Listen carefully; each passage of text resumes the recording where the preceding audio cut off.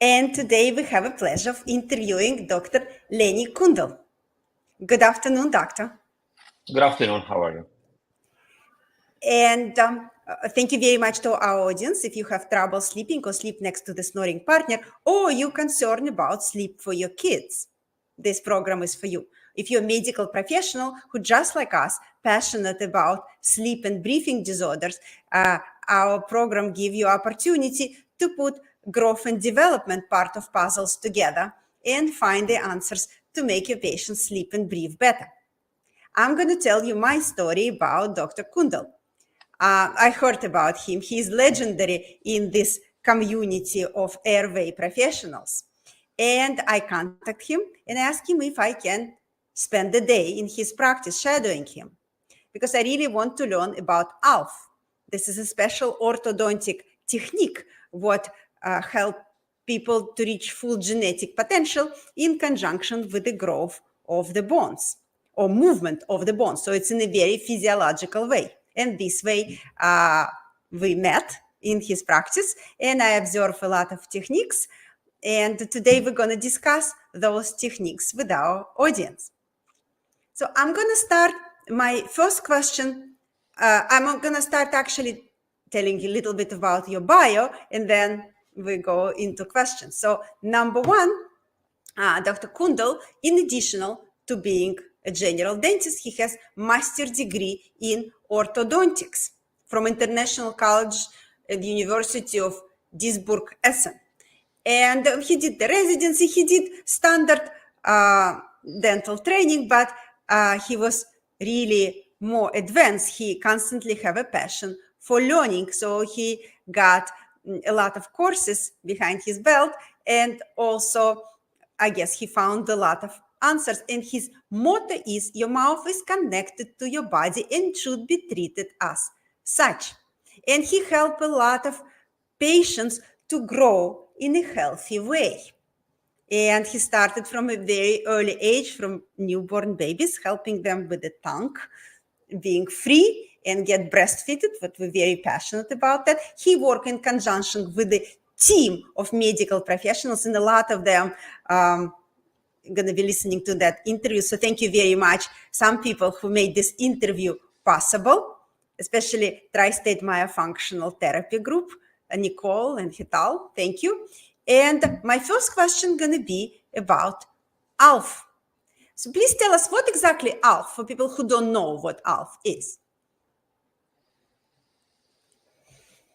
It is an appliance that is used to develop jaws and to assist the body in realigning itself with the help of an osteopath or a craniosacral practitioner.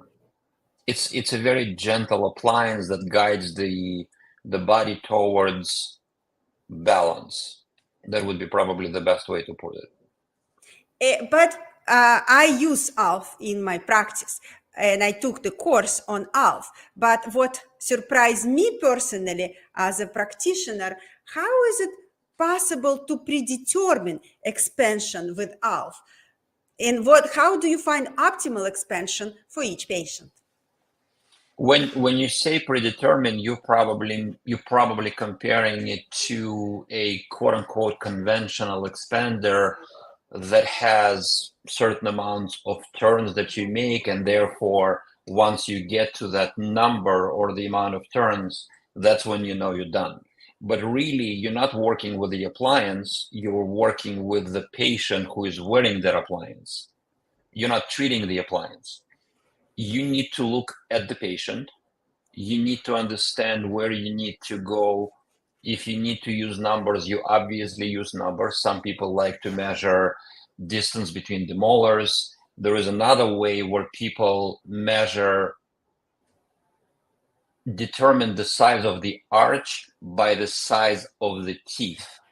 And so if you measure the two front teeth and then you do certain calculations, that's how you know how big your arch needs to be to get everything to fit well. But ultimately, you are working with a human being that needs to function optimally. And so you use the appliance to get you to that result, not necessarily to a number. So you can't, I don't think you can with ALF predetermine anything. You use it because don't forget, it's also a science and art, and you have to be present when you treat a patient to understand what is going on with a person, because sometimes you do activate an appliance and sometimes you don't. You literally just leave it in and let the body figure it out, or use different modality while having the appliance in place.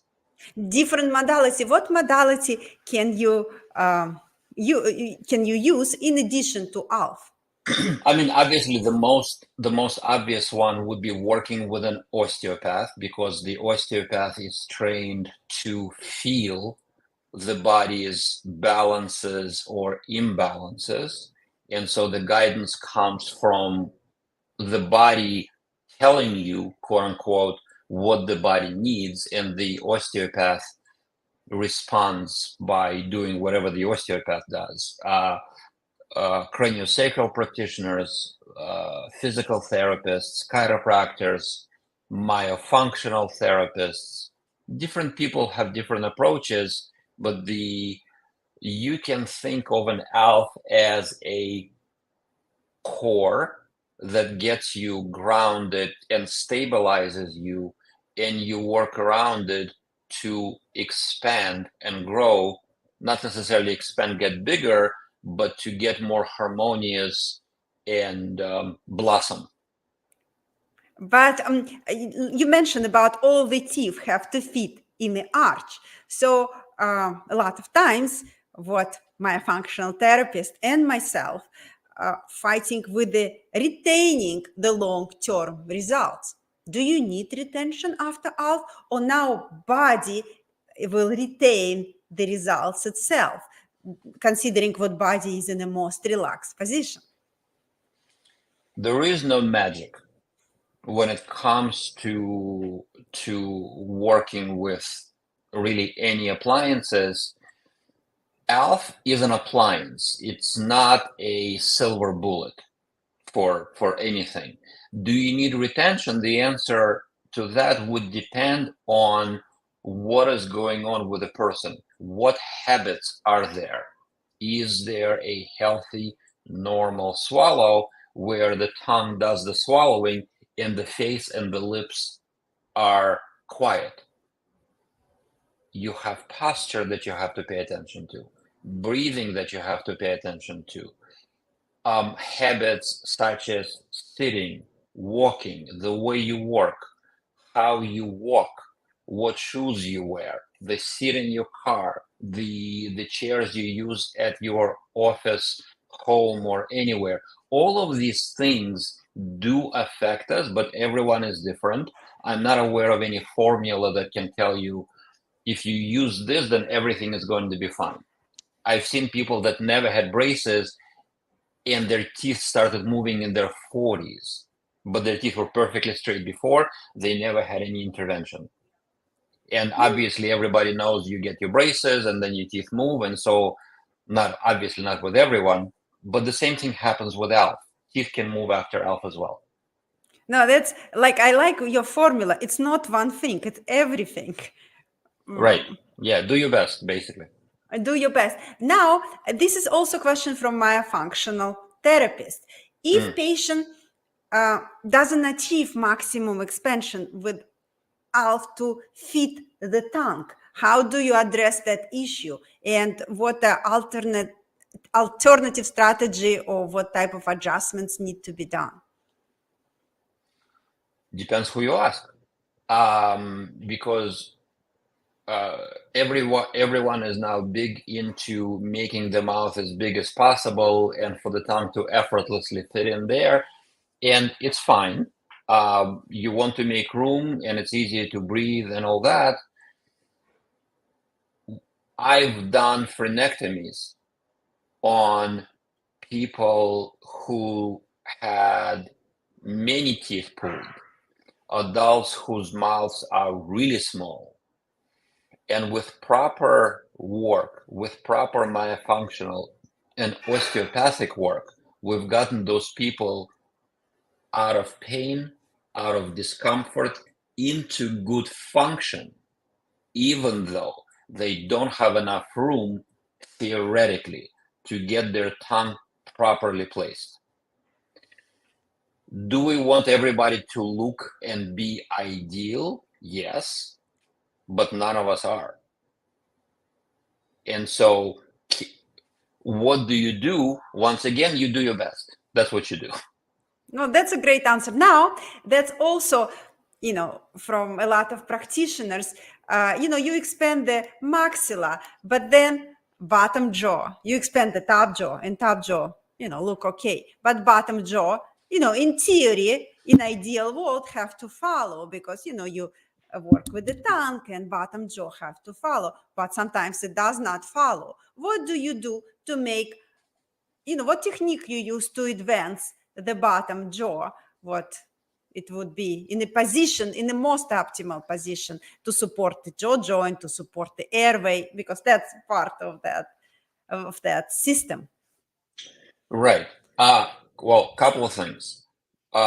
Oftentimes, people or orthodontists don't expand, don't make the lower jaw bigger because we are all taught in school that it is a single bone unit which you cannot expand, and it will do what it needs to do.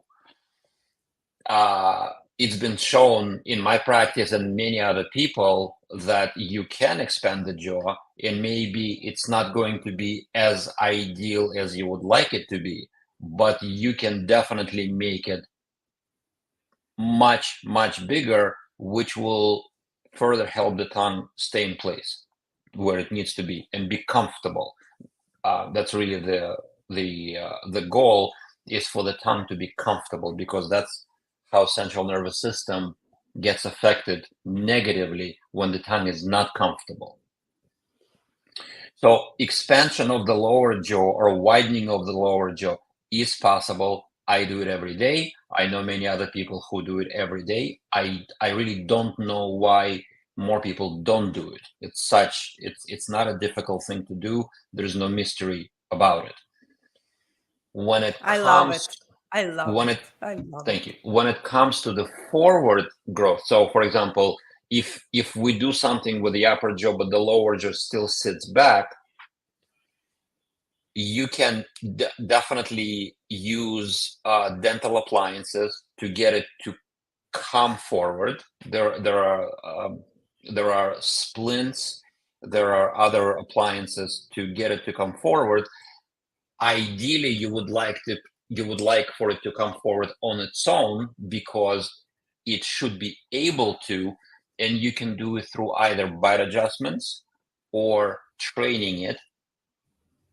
But training, once again, can be used really only with appliances. You can't wish it to come forward. It's not attached to anything. It's held by ligaments and muscles.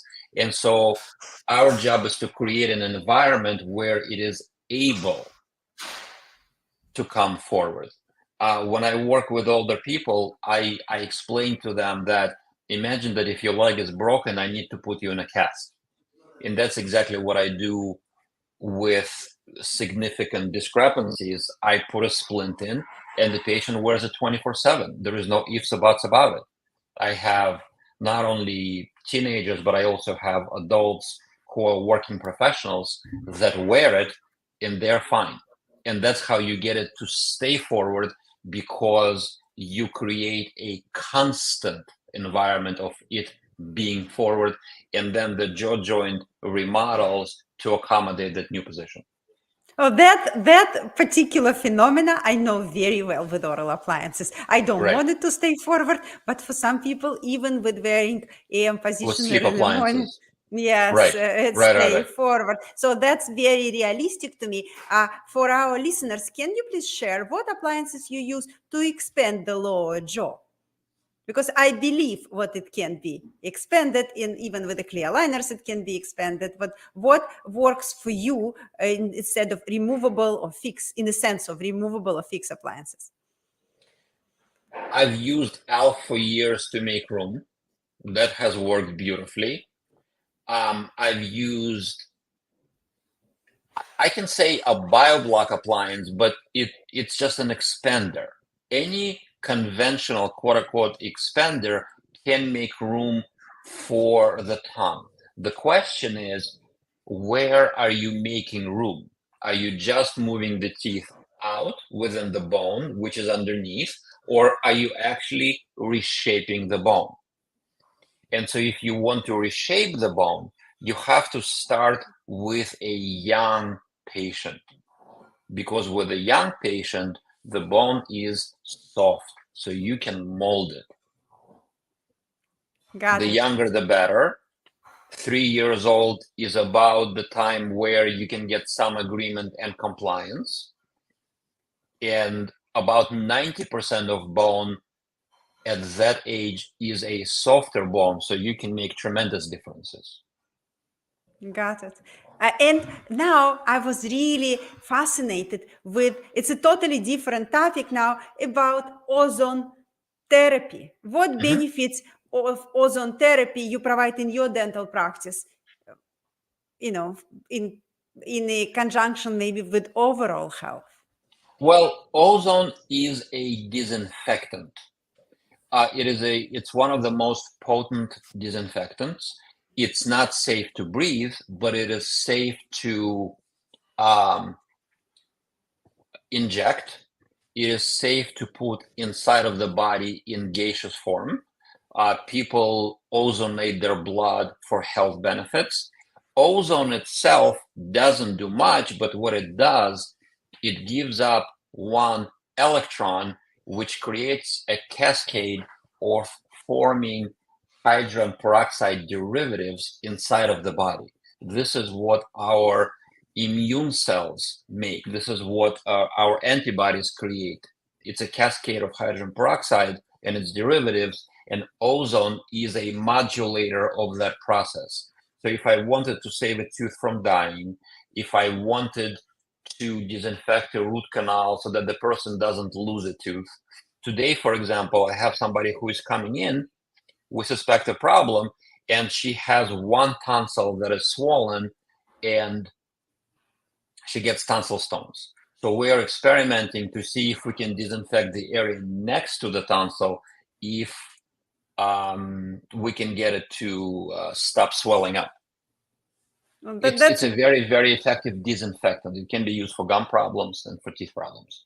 Thank you very much, Doctor. We really appreciate your expertise and looking forward for your fascinating discoveries. Of course, absolutely.